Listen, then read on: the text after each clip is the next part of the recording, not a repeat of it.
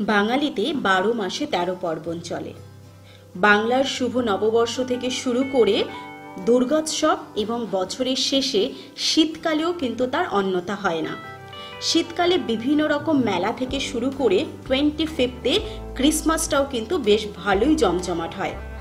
আর এই সমস্ত কিছু নিয়ে কিন্তু 25 থেকেই চলছে লেক টাউনে পৌষ পার্বণ। ক্রিসমাস থেকে শুরু হয়েছে এই মেলাটি এবং এখানে সেই কারণেই সেজে উঠেছে বিভিন্ন রকম স্টল।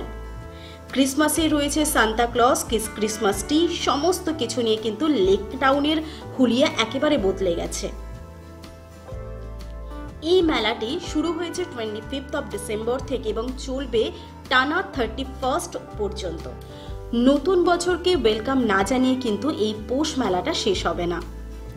এটি শুরু হয়েছে, এটার দুটো গেট আছে, একটা হচ্ছে গোলাঘাটা এবং আর একটা হচ্ছে নিউ টাউনে, এবং সেখানে কিন্তু দুটো মঞ্চ হয়েছে। সেখানে প্রতিদিন চলে বিভিন্ন সঙ্গীতানুষ্ঠান থেকে শুরু করে বিভিন্ন রকম সাংস্কৃতিক অনুষ্ঠান। আর পুরো জায়গাটা জুড়েই রয়েছে খুব সুন্দর, আর পুরো জায়গাটাতেই কিন্তু খুব সুন্দর করে ডেকোরেশনও করা হয়েছে। এখানে রয়েছে সান্তা ক্লজ, ক্রিসমাস ট্রি নিয়ে সত্যি বাচ্চাদের একেবারে রমরম ব্যাপার। বাচ্চা থেকে বড় সকলের জন্যই রয়েছে বিভিন্ন রকম জিনিস।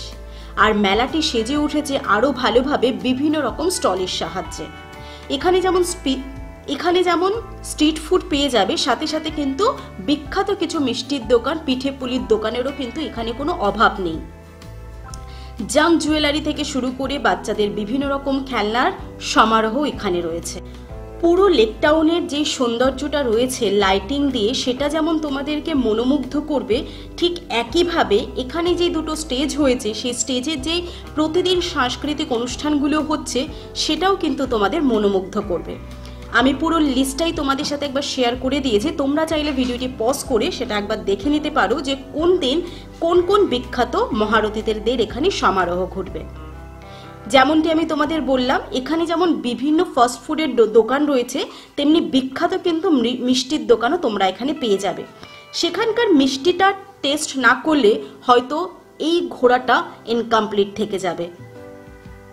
সমস্ত কিছু নিয়ে লেক টাউনের এই পৌষ মেলাটা কিন্তু সত্যি জমজমাট হয়ে উঠেছে। আর ওই যে বললাম, এখানে যে মঞ্চে যে সাংস্কৃতিক অনুষ্ঠানগুলো চলছে প্রতিদিন, সেখানে তোমাদের 10-5 মিনিটের কিন্তু মন ভরবে না, কারণ সত্যি মনোমুগ্ধ করার মতন এখানের অনুষ্ঠান চলছে। আমার তো বেশ ভালো লেগেছে।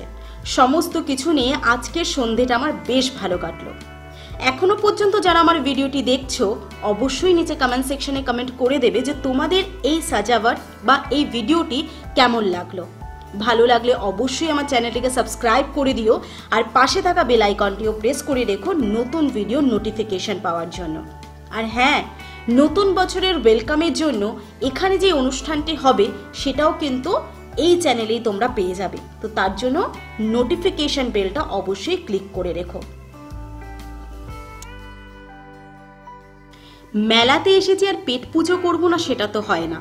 আর যেখানে আমি একেবারে সুইট লাভার, সেখানে যদি পেয়ে যাই এরকম একটা স্টল যেখানে থাকছে রকমারি মিষ্টির কালেকশন, খুনলাল দাসের মিষ্টির কালেকশন, সেখানে দাঁড়াবো না আর মিষ্টি টেস্ট করবো না সেটা তো হতেই পারে না।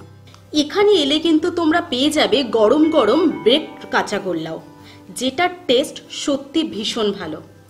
আমিও যথারীতি এখানে চলে এসেছি এবং টেস্ট করেছি বেশ কিছু মিষ্টি। সেগুলো স্বাদ আর মুখে বলার মতো নয়, মনটা একেবারে ভরে গেছে। তোমরা যদি কেউ এখানকার মিষ্টি টেস্ট করে থাকো এদের শপে গিয়ে বা এই মেলাতে এসে, অবশ্যই কিন্তু সেটা কমেন্ট সেকশনে জানাতে ভুলবে না।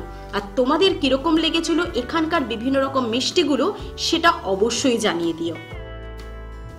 পেট পুজো, মেলা ঘোরা, এই সমস্ত কিছু এবং সাথে সাথে আমি কিন্তু বেশ খানিকটা সময় কাটিয়েছিলাম এই স্টেজের সামনেও। সমস্ত কিছু নিয়ে আজকের এই সন্ধ্যেটা আমার বেশ ভালো কেটেছে এবং আমি এখন এনজয় করতে থাকবো এই মিষ্টিগুলো, এবং এর পরেও অনেক মিষ্টি খেয়েছি। সেটার জন্য থাকছে কিন্তু আলাদা একটা সেপারেট ভিডিও, সেটা দেখার জন্য কিন্তু আমাকে সাপোর্ট করতে হবে এবং আমার চ্যানেলটিকে সাবস্ক্রাইব করে রাখতে হবে।